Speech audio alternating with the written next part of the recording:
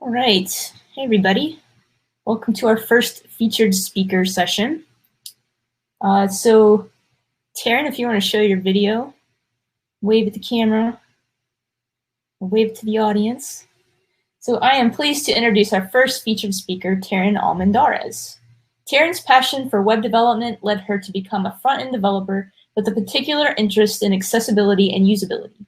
She served as the chapter lead of Black Girls Code for the Dallas-Fort Worth Metroplex and is currently a front-end developer in the support and maintenance department at Lullaby.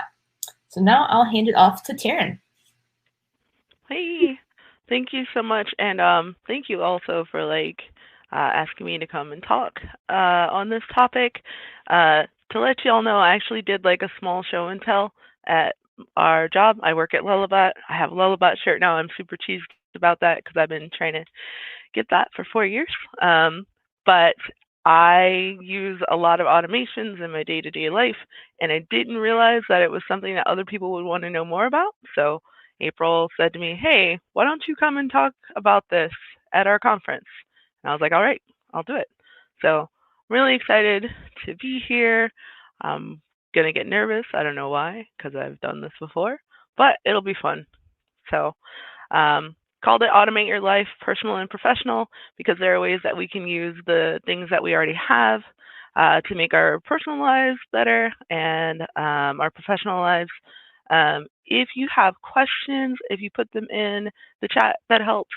I might not see them right away, but I'll try to answer as many of them as I can. So let's go ahead and get started. So first thing I'm going to talk about are the things that we're not going to talk about in this particular talk.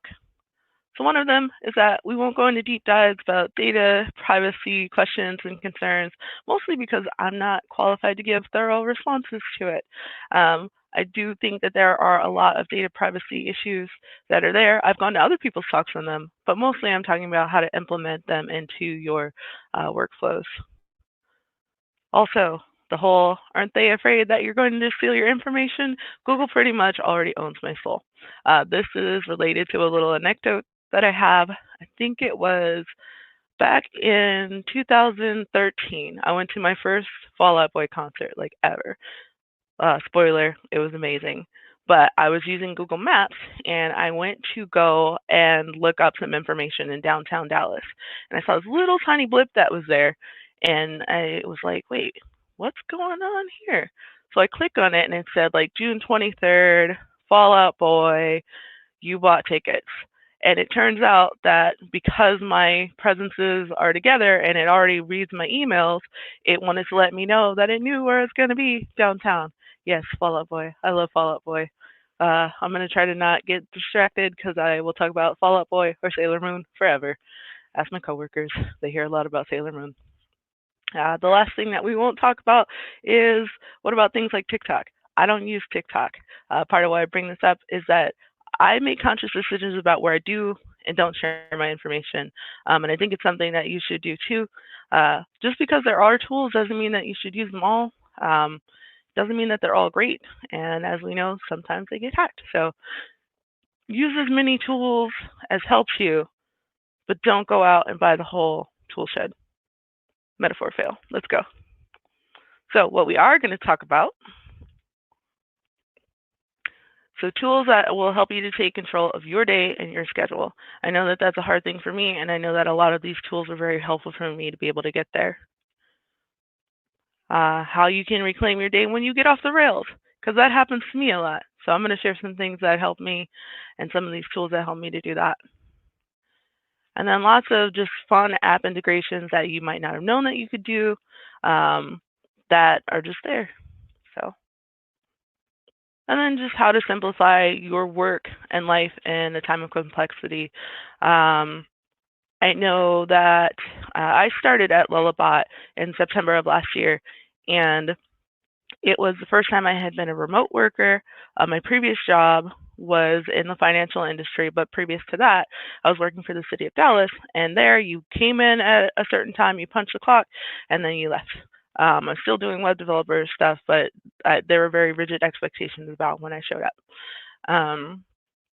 But especially now, given how ambiguous things are, really think that a lot of these tools will help give structure back where we've lost it. So when I was first asked to do this talk, I was like, oh yeah, I'm going to talk to them about how I go to the gym and how I schedule my gym time and my gym classes. And now it's like, I don't go to the gym. My gym is closed. So things that you are going to learn: how to sync your device calendars with your apps in ways that will create process flows for your personal life. How you can use them in professional context to improve your productivity. And then just how to use automation so that you can make your client conversations and their interactions go more smoothly. So really, I want to go from, this is my personal life, here's my professional life, and how I can help myself professionally, and here's how I can help my organization and my team. We'll go into it. So about me, I'm a web developer at Lullabot, and I work in the support and maintenance department. Hi, everyone. Hi, other Lullabots who are here. As April said, I'm the former chapter lead of Black Girls Code Dallas. I'm also a community activist, a member of several civic groups.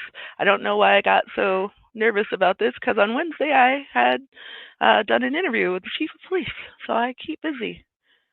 I also have a partner. I'm involved as a family member. I've got 2 brothers, a younger sister, and a dad who's a widower who needs a lot of help with his phone. And then I also have 2 dogs. You might hear one of my dogs or my phone going off in the middle of my talk. And they keep me busy. But I'm also a gamer, and I have lots of friends on Animal Crossing. And general do-gooder who tends to overschedule herself. So I have a lot of stuff that I'm working on and things that I'm doing, and that's why I have to use a lot of these tools to get there. So I'm going to walk you through how my morning goes with automation. All of this is listed out here. So at around 6:30, my Fitbit goes off. I don't have it on today because I've been up for a while. That's all I'll say about that. My Fitbit will go off to let me know that it's time to wake up. Now, with that, it can either be calibrated. So my Fitbit keeps my data for my sleep tracking, and it figures out and tells me if I've gotten less than the optimal sleep the night before. Hi, Marissa. The Fitbit lets me know whether or not I got enough sleep the night before, and it also keeps track of where I am in the circadian rhythms, and it will wake me up based on when it thinks it will cause me the least amount of distress. That's one of the integrations that I've got. Our TPLink Casa tells the bedroom light at 6:45 to turn on. This is helpful in the winter because even though my alarm will go off 2 or 3 times, if it's still dark, I will go back to sleep. At around 7 a.m., my Google Assistant phone alarm goes off. I'll go into this in detail, but this one is particularly handy for me. It goes off, and it's in tune with all of the Google ecosphere that I've got. I think I'll save this part for when I have the screenshot up of it. But it'll tell me the weather, the personal agenda, and a whole bunch of other things that are very important. One thing that I like is that I have the news briefing on there in the mornings. With doing that, it keeps me from looking at news the rest of the day. At 8:30, the TP-Link Casa will turn on the light in my office. It sets the color to white. I do that on purpose because white is the color that our brains respond to get us to be up and more alert. My room is around the corner from here, but that way when I get up and I come into this room, if these blinds in here are still closed, I'm at least getting some daylight looking light. At around 8:30, that's when I log in for my virtual office day. So Slack will also ping me on my phone because I'm not always in the office by the time I get there to let me know what my work agenda is for the day. I also get an alert on my computer. So when I get to the computer, all the things that I've got to do for the day are there. At 9 a.m., the Freedom app that I use, and I'll go into all of these apps like in more detail. So sorry, I'm telling myself which things to talk about now, which things not. Freedom switches on my block list from 9 a.m. to 11 a.m. to prevent me from accessing Facebook, because Facebook is a habit-forming application, and I figured out a way to short it.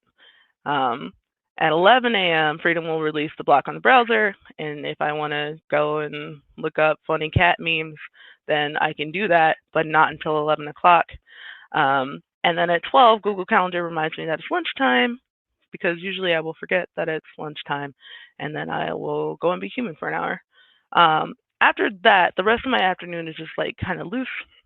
It is usually composed of me just doing a work block or having stand-up meetings or co-working with my coworkers. Throughout the day, I'll get pings from my Fitbit letting me know, hey, you want it to be active. You got about 10 minutes to meet your goal of 250 steps, things like that. Other meetings on my calendar. So that is how my mornings start in automation. So why do I automate my morning so heavily? Because there are too many choices. Like I said, I'm a morning person. Well, I didn't say this, but I am a morning person. And mornings are also one of the easiest times for me to get distracted and off track. A lot of apps will know that you are awake from the movement that you're expressing. And I put a link to Freedom in the chat. I happened to see that. They'll know that you're awake because they use your gyrometers to check. They'll see your activity is on, and they'll just start spamming you with notifications. Emails are typically sent out during the day. I know because I used to send people emails. But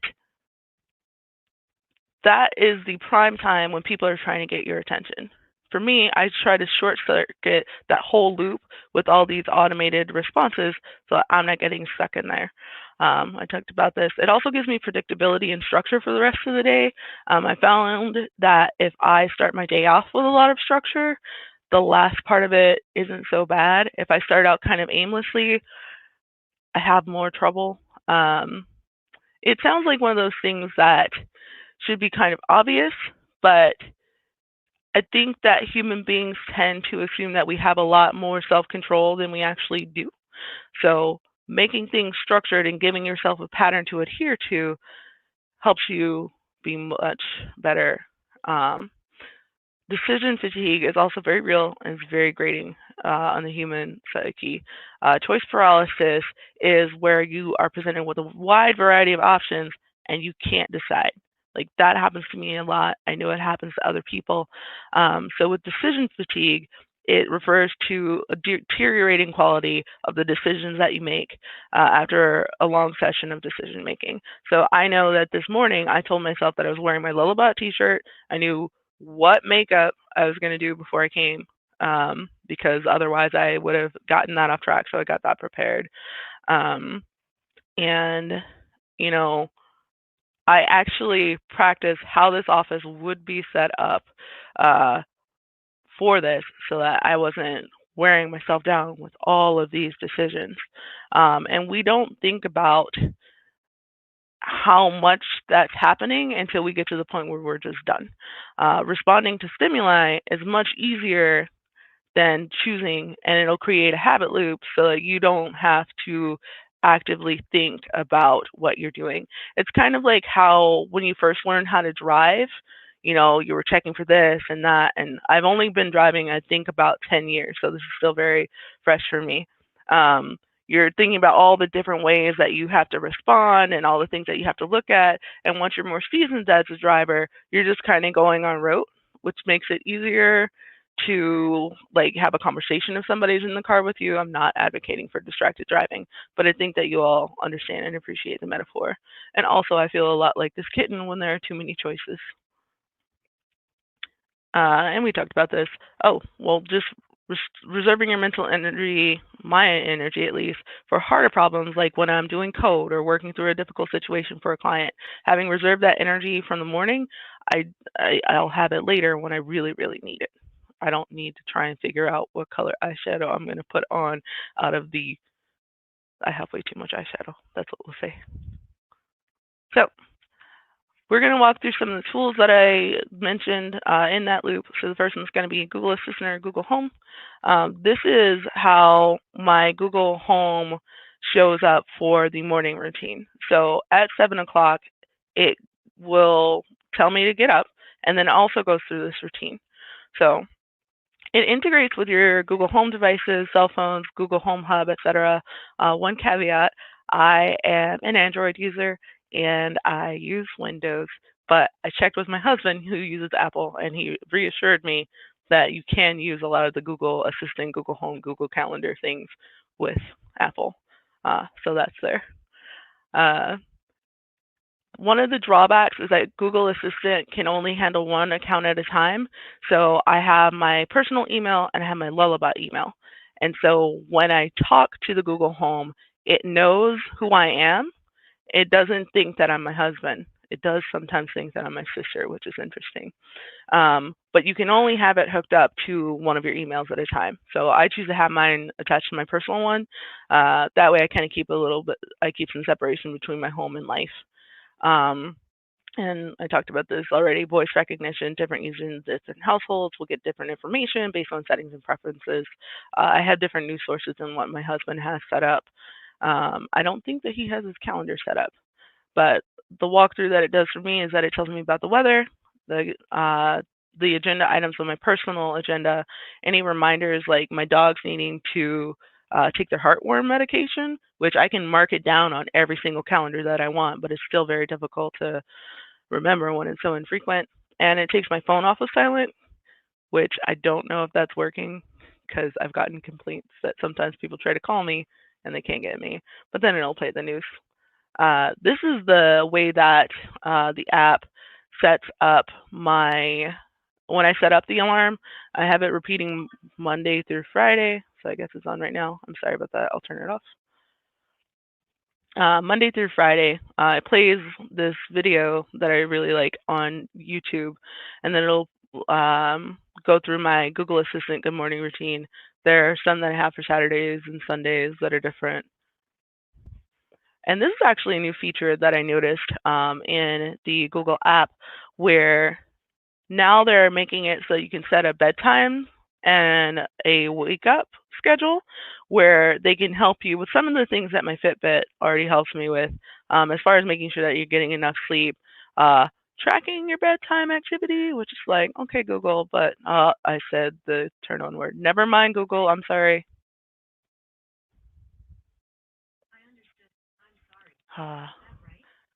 Yeah, so usually I don't have my devices with me when I'm at a conference speaking. But this really cool part here is listening to sleep sounds. I like that you can set a sleep timer. If you tell your home devices, Google will do it and Alexa will do it, but tell them that you want to play something and then say, I'll do it now. Hey, Google, set a 15-minute sleep timer.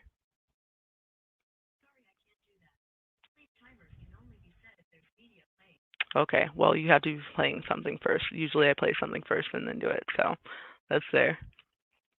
Right, Google does get a little mad if you don't follow up. But the next part is TPLink Casa. We kind of talked about this earlier. This is how it is set up in our house. There's a few more devices that are on here. We've got a living room group where we can tell it to turn the lights on and off in our living room, and the office lamps and different lamps. Oh no, I'm sorry, Marissa. The office lamps can be set to different, the office lamp and the living room ceiling lamp can be set to different brightnesses. So you can either have a light socket switch, or a light bulb. And it'll connect to your home Wi-Fi network. I have heard that there are suggestions to put your smart devices on a separate network so they're not feeding in all of the same information that is coming through on your network. That is the one area that I do know some things about.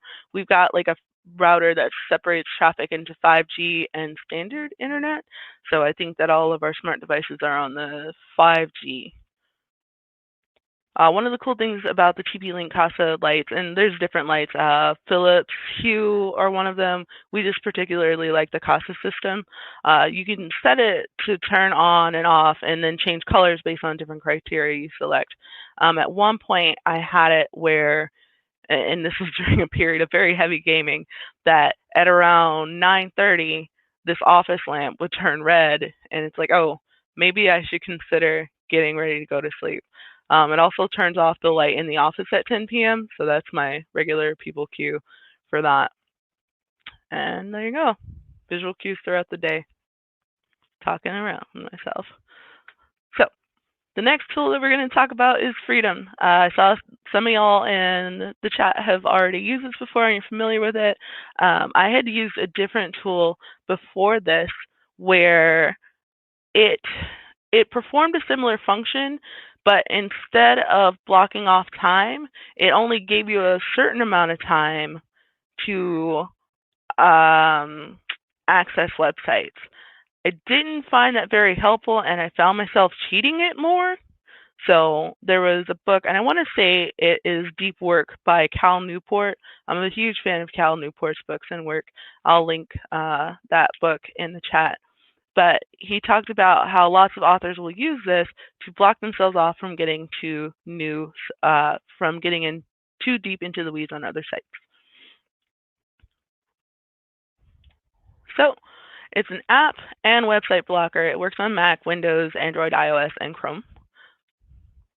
And like I said, blocks you from going to distracting websites. You actually can choose which sites it is, when it is that you want it. And whenever you try to access a site during the blocked off period, this logo appears with like just a green background and it says, "You are free. Go do great things." And it's like, okay. It's more of a positive thing than the experience that I had with another application. Yeah,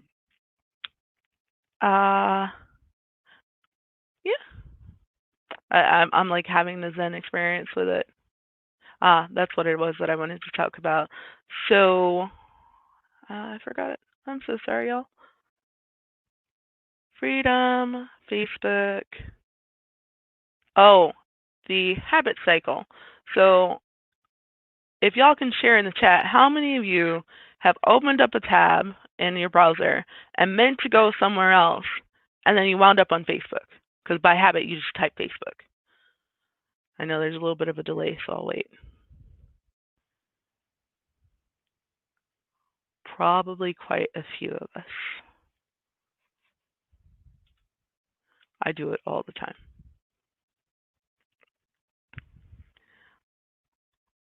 Yep, pick up your phone and you'll do it. Twitter. No, I'm not trying to call you out because I do it all the time. And I'm like, how did I end up in this rabbit hole? This is awful. And it's just because you get that muscle memory of I opened a new tab, ergo I'm trying to get on Facebook or whatever our social media devices are. More of a problem on my phone than my computer. Yep. Sometimes I have to remove the Facebook app from my phone because that habit loop is bad. But wait till you see Freedom because it will help you out. So as you can see, I've got like a number of devices that are listed here. You can add it to multiple devices. There is a cost for it. I honestly think that it's not that much compared to the hell cycle that social media put me in. They also are doing a thing right now where you can get it free forever for like $65. So that's pretty neat. I think that I'm subscribed to it on an annual basis. But as you can see, it will let you choose which devices that you want to block for your session. There's my schedule that I mentioned to y'all, that Monday through Friday between 9 a.m. and 11 a.m. And if it's expanded out, it'll show that it goes on the Facebook list. You can also do locked mode where it keeps you from, during a session, on checking the block list. And then it also gives you coffee shop sounds. There's like 4 different locales. I don't know like how different they are. Maybe dishes sound different in different countries. Who knows? But you can also set up a manual session. Like if you have caught yourself like getting in this loop outside of your time, you're like, you know what, for 30 minutes, don't let me go on Reddit. Like, please stop me from going to Reddit. And so here's some options that you can use. So you can manually add sites, but then they also have different categories. I block politics and games and Apple News because I love news and I love to argue with people on the internet. So I try to stop doing that by using this tool. Okay, Cupid's still on there? Aw. I just got married last year, so those nostalgic old days. We're going to move on to the next tool. So Waze is one that I didn't realize that other people didn't realize that you could coordinate as part of your automation. I use Waze wherein I will sync my Google and Facebook events with the Waze navigation app. Now, the benefit to that is that Waze will find an event on my calendar, and if it has a location, it will check what my location is currently, and it'll send me a notification and say, hey, Tearyne, I noticed that you're in downtown Dallas, but you're trying to go up to North Dallas. On a good day, at a good time, that's going to be a 20-minute drive. But because you're trying to get there by 6:30 and traffic is horrendous and that turns from 20 minutes to a 40-minute commute, you need to make sure that you are leaving no later than 5:30 in order to get there on time. It was a tremendous help for me, especially when I was working downtown. It does help me with my other appointments now, like if I'm going to the doctor or if I have a community event that I'm trying to get to. It will also let you know if there are any accidents or any kind of flooding that might impact you. So that way you're not having to respond to that in the moment. I found that it helps me to reduce my stress. There's some different options here. Voice guides, holiday traffic, so it'll help you bypass peak traffic hours.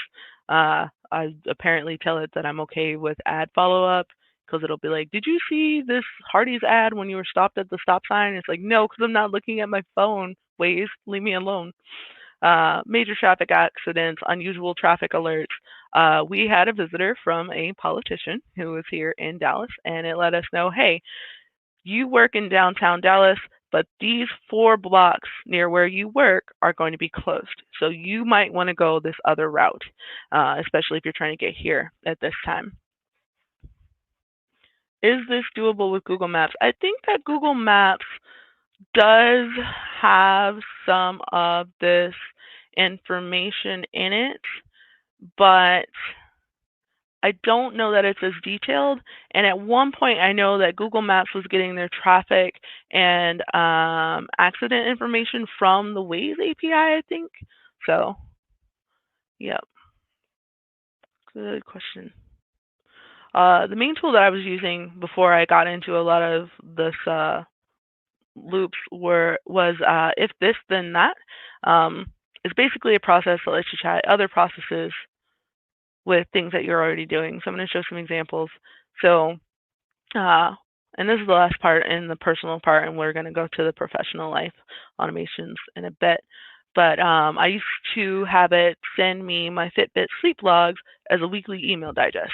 And that was interesting because then I could see like which days was it that I was not feeling so great, or which days did I sleep more, or which days did I sleep less, and how much sleep did I get total. I try to practice some mindfulness just to take care of my health and, to understand how things are impacting me. So being able to see that information is important. It's also important when you go to your doctor and they're asking you questions about that. Having it written down somewhere and also not having to remember to write down how long you slept, because who's going to remember how long they slept?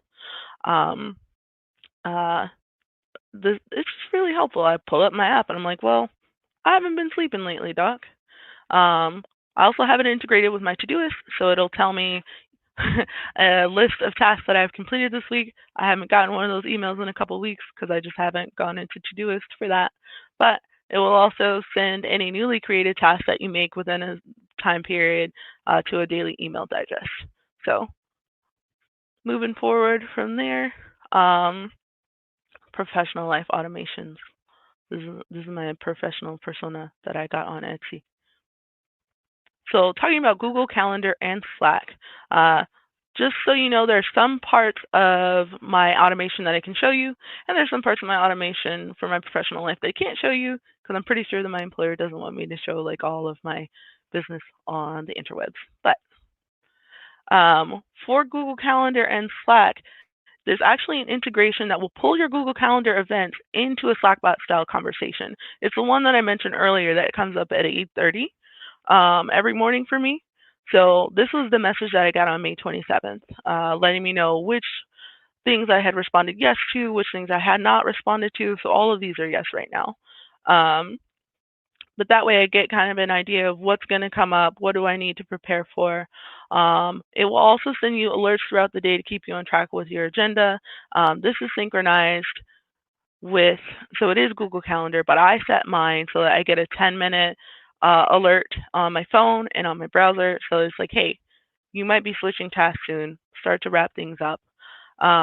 The thing that I love the most is that in the Google Calendar and Slack integration, it lets you set up a reminder before your next video conference call or whatever your next event is. I put a 1-minute reminder before my next video conference call, and it will send me the link so I can click on it and make sure I'm not late to the meeting. So that has helped a whole lot for me. The next part here is going to be about Slack and Jira. So this is one that I can't show like a whole lot of information about because it's specifically about Jira tickets that I'm working on. But it will send you updates if there are any tickets that are assigned to you that you're watching and they have updates. There are 2 tabs, Home and Messages, and I'll go forward for a moment to show you all this. So this is the Home tab. It'll tell you what your personal notifications are, and it will also list which Jira instances that you're subscribed to this Jira Cloud integration with. And on that Home tab, it'll show a list of issues that are assigned to you and that you're currently watching, and you don't have to go to the Jira site to do that. Like if you're in the middle of a conversation on Slack with someone, you can just be like, hey, let me check over here, and you don't end up with that context switch that could end you up buying shoes from DSW because they sent you an email. I don't know who would do that, but Messages will provide real-time updates on tickets. So when clients send a comment and they say, hey, Tearyne, can you make this blue bluer? Then I will see that immediately. And yes, I will make the blue bluer. One of the great things is that you can also unwatch, assign, transition the ticket to another person or transition it to a different status like blocked, waiting for assets, waiting to merge, or you can comment from Slack. So setting that, it can also set it so that sharing, you can also tell it that if you share an issue in a channel, it'll provide a mini preview of the issue so they can see, oh, okay, well, this is blocked and it's assigned to so-and-so. So if I'm having, Mark, I'll use you, if I'm having a conversation with Mark about a front-end task that we're working on as a department, I can share it. From that link, it'll expand out and say, okay, well, Melanie is working on this ticket and it's in block status, but she's assigned to it. So that way we get a context of who it is that's working on it. It's really cool. I like it a lot. We've looked at this, so. Slack and GitHub have some really nice integrations too. I'm sure some people are familiar with this already, but I thought it was interesting. I had a side project that I did kind of like as training when I was newer to Lullabot. But it allows you to subscribe and unsubscribe to data updates and repo information like within Slack. So whenever I was opening pull requests, because I had to get familiar with the process of doing that, because one of the places I worked at didn't like to do version control. We're not going to talk about that. But this helped me to see what that flow is like when I made a commitment for something, or when I did the pull request, or when I merged the pull request and then had to unmerge a pull request and revert an entire PR. That happened. But this lets people know what's going on, who's been working on things. People were actually able to give me feedback while I was working on a task to let me know, hey, well, you don't need to do this many pull requests, or maybe consolidate your pull requests into smaller things, into bigger PRs. But like Jira integrations, it'll give these inline descriptions of tickets if it is enabled, and I think that's on a per channel basis.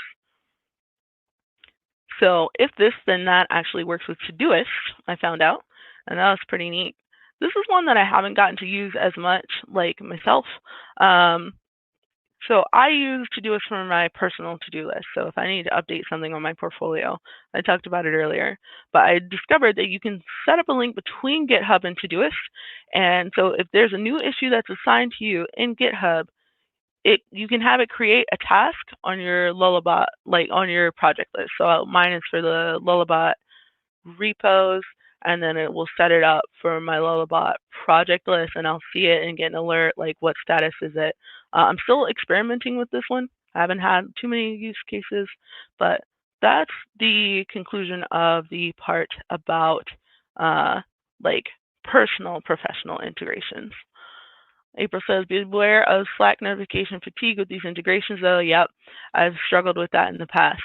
So there's always got to be a balance of how many notifications is too many notifications. Even with my phone, I've told certain apps, like, you can't notify me about anything. You're really not that important. I don't need to know that the succulents have gone on sale at my favorite Etsy shop. Like, every time it happens, please stop getting me to spend money. So just like you would be aware of it in your personal life, do it in your professional life too, because if it's pinging you too much, then it's no longer something that's going to ease your stress. It's just going to accelerate it. So the last part, sorry, that I'm going to talk about is the automations that I use in my freelance life that I realize that other people would be able to use, like with their teams and within organizations. So I automated away a lot of busy work. Freelancing was a lot of fun, and there were like lots of new challenges and adventure. I got to work with a lot of nonprofits and smaller orgs that wouldn't have been able to have like these big budgets. But all of a sudden, not only was I responsible for the code and the implementation, but I was also responsible for administrative work. That was things like invoices and contracts and making sure that I saved them somewhere, because then I would have to do taxes at the end of the year. And so I used Bonsai for that. But every time I got a new client, I had like this whole new loop of things that I needed to set up and make sure that I had a folder so that I wasn't just randomly saving them somewhere. So as you can imagine, I got kind of frustrated and anxious and overwhelmed. And I tried to figure out, how do I keep up with these tedious non-coding tasks? So I wanted to automate those processes. And there's another kitten in my presentation. So in comes Zapier. I saw someone mention it in the chat earlier. I experimented with Zapier in the past, and it had a bunch of different integrations, but I didn't have a place to use them. But now as a freelancer, it did. It works with a lot of popular productivity software programs and file storage solutions. So I'm going to talk about Zapier as an overview. I promise this is not an ad. Workflow automation tool that lets you connect 2 or more services to automate repetitive tasks. So client onboarding, like I mentioned earlier, or if you have employee processes, you don't have to be a developer to use it. It's a pretty straightforward interface. There's like a drop down and you can select all the things. I'll show you the interfaces in a moment here. So there's a trigger, which is an event that spawns an action, and it's a response. So those 2 things together are referred to as a zap. I used it with Bonsai, ToDoist, Trello, and Google Drive. So about the plans, I promise this is still not an ad. I put this in here because I realize people might ask about it. There's a free tier where you can create up to 5 zaps. It only checks every 15 minutes. So that is, if you create an item in a folder and then you create another item in a folder and there's an action that's associated with that, if it caught the first one, it'll wait another 15 minutes to check. The more money that you pay, the faster it will do that. And it is limited to single step zaps. So if you create it, if a new email lead comes in, then you add to your CRM. I used the paid version for a while. It was $24.99 a month. I don't freelance anymore. I'm way too busy now. But it lets you have up to 20 zaps, and you can have multi-steps. And so we're going to see a multi-step in a moment here. But I can post some information about Zapier's pricing information if you want it. If you don't, that's also cool. I'm going to assume that we're going to roll forward with this. So with the integrations, this is an example of some of the ones that I had going. So if you can see, this first one here is if somebody signed a contract, then it would create a new Trello board and have a drive folder. There's some other ones in here that are related to that. So whenever I got a contract signed by a client in Bonsai, it would create a board for that client in Trello. And then it would also create a folder in Google Drive inside of my freelancing folder. And then after that, it would create a project in ToDoist so I could keep track of the different tasks that were there. This is an example of when it caught a new folder in the web consulting folder that I mentioned. But whenever it caught that there was a new folder in the web integrations folder, it would create an invoice folder. So then that way, all the invoices for that client could be put in there. There was another Bonsai one where if an invoice came through, it would go and save it to the Google Drive. And then it would add new Trello cards to ToDoist as tasks. So if I made any cards in Trello on that client's board, it would create a task in ToDoist that was associated with that particular client. So those are all of the things that I had to cover as far as the automations that I use. I hope they were helpful. I did takeaways because I read somewhere on the internet that you're supposed to do takeaways. But one thing that I really had to internalize for myself, and I hope you take from this, is that you stop thinking that you have to do everything yourself. I got into the trap of that. Sometimes I have a hard time asking other people for help. I started to delegate to automation, and that really helped me to get refocused and to settle down. And it actually made it so I felt a little bit more at ease with asking other people for help. And a lot of these services just integrate with things that you're already doing in your day-to-day life. So it's an augmentation of some processes that you might already have. Slack connects to a lot of tools and processes, so take advantage of it. Reduce context switching email jungles, but also don't go wild with like your integrations, because then it's just another jungle, just on Slack. And then tools like If This and That, Google, and other personal assistants and services like Zapier will help you to reduce your cognitive load and make your work easier. And the time that you spend setting up these automations, for Zapier, it wasn't that bad, but it did get a little bit tedious because there's some testing that you have to do. It'll ask you, oh, well, did this folder get created in here? Can you do this? Can you do this? To set up those automations, I'd say that it would take between 5 and 10 minutes, especially like if you haven't like gone through and looked at like what the folders and the setup was before, because Zapier will send a test out to Google to see if it got into the right folder. It is very straightforward, but there's a lot of testing and trial and error that you'll want to do to make sure that even though you get it lined up the way that you want it to in the interface, it might not be exactly what you were looking for. So I'd say that the one that I had that was 4 steps, I'd say that one took, let's say, like 15, 20 minutes, just because I had to do testing. That's a good question.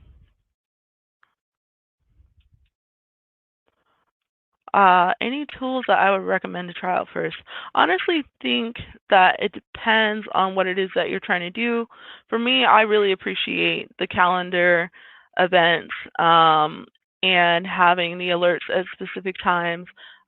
In my Google Calendar, I even will block out like when my work block sessions are, and have the notification that tells me, hey, come out of the zone now, and it's time to get ready to transition to another thing.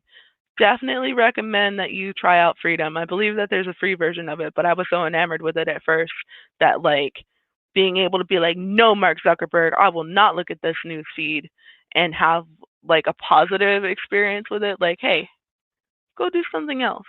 The other one I used, I think it was called Stay Focused, and it was like, what are you doing here? Rah, rah, rah, like shunning me for it. So I definitely recommend to try out Freedom and to make good use of your calendar items in Google or iCal, whatever it is that you use.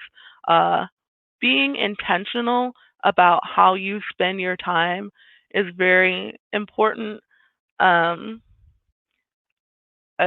feel like it's a little soapboxy. I feel like, especially with everything going on right now, it's so easy to get caught in the cycle of working and not give yourself time to enjoy your hobbies, to enjoy the company of your family members or loved ones, or even to contribute back to your community in some way.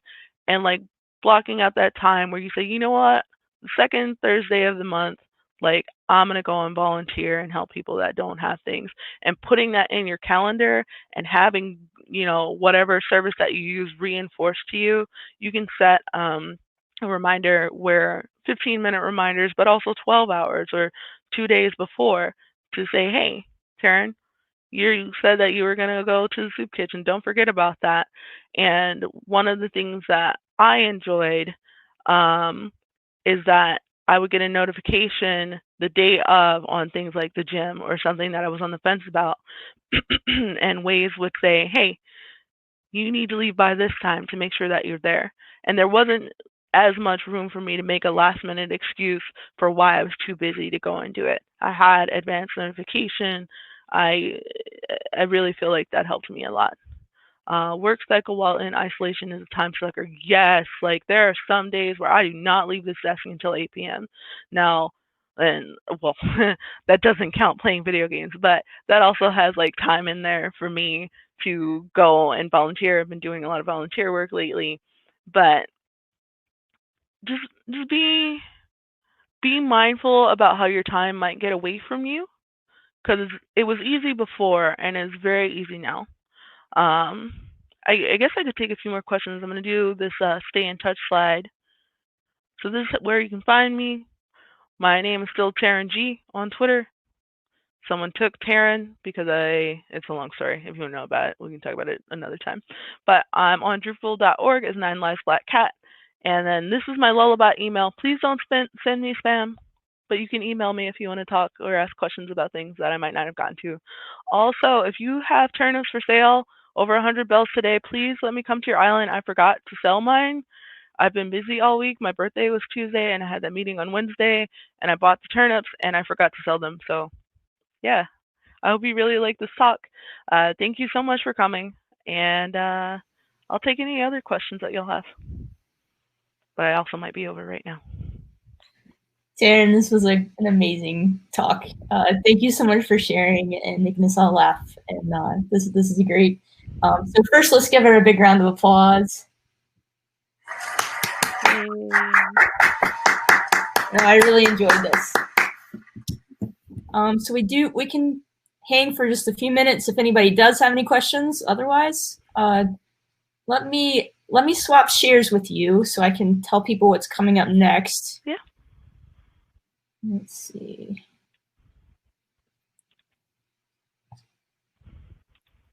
Work. Oh yeah. Can you see my screen?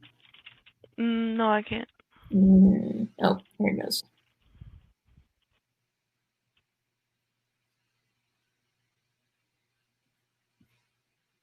Something weird's happening.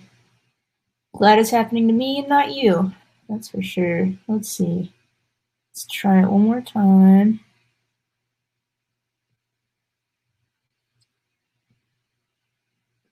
Oh, now it's sharing a million times. Whoa. Oh. It's very important information, that's why. And I can't seem to get rid of it. But okay, it's working. Whatever, we'll go with it. So up next, do you have a lunch break? And the expo hall and networking is available. And then our 1 o'clock sessions are going to be freelance, money grows on trees, but the branches are very high. A Gatsby powered by Drupal, headless CMSs, GraphQL, and Gatsby Live Preview. Creating layouts and landing pages in Drupal, the Paragraphs versus Layout Builder edition. And Migration Deep Dive, Panelizer to Layout Builder. So, no Mark Casillas, we are not providing lunch. I'll send you a virtual taco. So let's see real quick if there were any questions. Okay, so Mark Shropshire says, this is an awesome subject. I would love to know if you dedicate any time per week or month to review your processes and improve them. Yeah, I responded in the chat, but I don't think I actively do it during the week. I do try and review it like on a monthly basis or like a quarterly basis. It kind of comes around the same time as I review this book called Essentialism by Mark McGowan. But maybe I do need to put a calendar item to review that on a monthly or quarterly basis. All right. Thank you so much, Tearyne. You did a wonderful job. I will see everyone else in the 1 p.m. sessions, or I'll see you actually, there's a Zoom lunch. So there's a Zoom link in the reception area if you'd like to join us for some chit chat over lunch. Thank you very much. Bye, y'all.